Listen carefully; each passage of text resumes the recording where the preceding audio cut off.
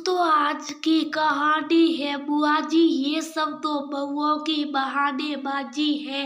दोस्तों कहानी शुरू करने से पहले अगर हमारे चैनल को सब्सक्राइब नहीं किया हो तो कर लीजिए ताकि आपके पास पहुंचे हर रोज नया वीडियो। शिवानी सब मेहमान आने वाले और तुम चादर तान कर सो रही हो। यामिनी शिवानी के कमरे में आती ही बोली, मम्मी जी मेरे सिर में बहुत तेज दर्द हो रहा है। मैंने अभी भी सिर दर्द की गोली खाई है, थोड़ा सा आराम मिलती उठती हूँ। शिवानी बेबस होकर बोली, तुम बहु लोगों की तो हमेशा यही सोचलेबाजी रहती है। जरा मालूम पड़ जाए कि कोई मेहमान आने वाला है, जबरदस्ती का ओढ़ लपेट कर पड़ जाती हो। शिवानी का कुछ भी बोलने का मन नहीं हुआ और बड़बड़ाती हुई यामिनी बाहर चली गई। जबकि शिवानी हर काम बहुत जिम्मेदारी के साथ निभाती, हर आने जाने वाला मेहमान उसकी प्रशंसा किए बिना नहीं रहता। शिवानी आई भी संयुक्त परिवार से थी, जहाँ बेटियों को शुरू से काम काज में लगाकर उनको जिम्मेदार के प्रति जागरूकता किया जाता था। और शिवानी तो वैसे भी बहुत ही समझदार और सहनशील थी, लेकिन यामिनी इस बात को बिल्कुल भी नहीं समझती। उसको तो बस जरा सा भी काम करना पड़ जाए उसका बड़बड़ाना शुरू हो जाए।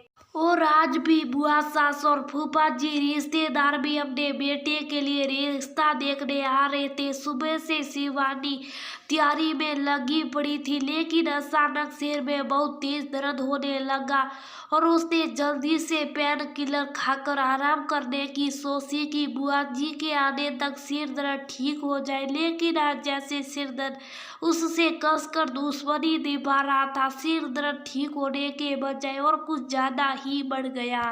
अभी शिवानी उठने का सोच ही रही थी कि बुआ फूफा की आवाज कानों में पड़ गई। जल्दी से शिवानी ने उठकर मुंह हाथ धोया और उठकर बाहर आ गई। दोनों के पैर छूने के बाद शिवानी शाही नाश्ते का इंतजाम करने लगी, लेकिन सिर दर्द इतनी तेज था कि बार बार मुंह से एकदम से करार सी निकल जाती। अचानक रक्षा बुआ जी रसोई में पानी लेने के लिए आ गई और शिवानी अपना सिर कसकर अपने दोनों हाथों से दबा रही थी। क्या हुआ शिवानी बेटा, तुम्हारा सिर दर्द हो रहा है क्या? रक्षा ने सीधी स्वर में पूछा। हाँ बुआ जी, बस अभी थोड़ी देर पहले से सिर में थोड़ा दर्द हो रहा, कोई बात नहीं, ये तो अक्सर हो ही जाता। आप बेकार आई पानी लेने के लिए मुझे आवाज लगा दी होती, मैं ही ले आती। अरे कोई बात नहीं, मैं आ गई तो उसमें क्या हुआ, अपना ही तो घर है। ये कहकर रक्षा बाहर चली गई।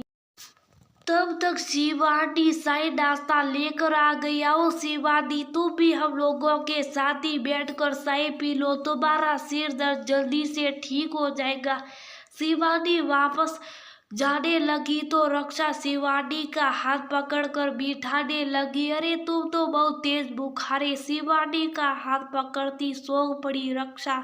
हाँ बुआ जी, लग तो मुझे भी रहा था, जाओ तुम्हारा करो, जाकर काम सब निपट जाएगा। रक्षा जानती थी यामिनी के स्वभाव को, क्योंकि वो तो हमेशा ही काम से मुंह सुराती रही है, इसलिए उसने और भी जोर देकर कहा, शिवानी से आराम करने के लिए। नहीं बुआ जी, मैंने दवाई खा ली है, थोड़ी देर में सब ठीक हो जाएगा, आप परेशान ना होइए। शिवानी डर रही थी कि कहीं यामिनी फिर से नाराज ना हो जाए। अरे रक्षा, ये सभी बहुओं की बहानेबाजी होती है, जरा सा काम बढ़ती बीमार हो जाती है। तुम बैठो, शिवानी सब काम निपटा लेगी।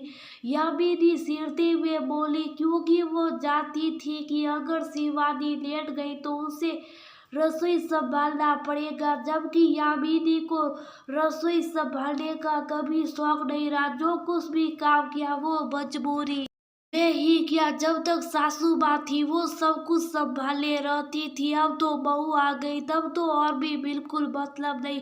यहाँ तक कि शिवानी को जल्दी मायके भी नहीं जाने देती, और अगर चली भी जाती तो सिर्फ 2-4 दिनों के लिए ही। भाभी अब मेरा तो मुँह खुलवाइए ना, मैंने खुद अपनी आंखों से ना जाने कितनी बार अम्मा के साथ हमको बहानेबाजी करते देखा, जरा सा काम वाली के ना आने पर हर बार आप सिर लपेट कर लेट जाती थी। अम्मा बिना आपसे कुछ कही सारा काम निपटा लेती थी। कोई भी मेहमान आने से पहले आप बीमार पड़ जाती थी।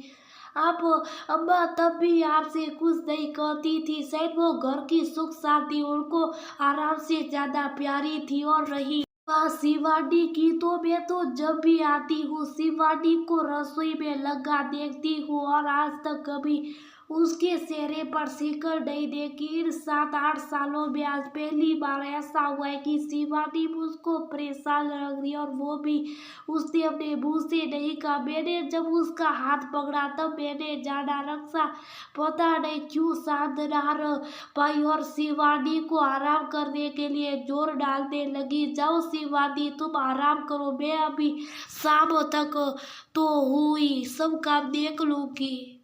अब तो यामिनी से कुछ बोलती नहीं बना और उसको मजबूरी में सही शिवानी से आराम करने के लिए कहना ही पड़ा।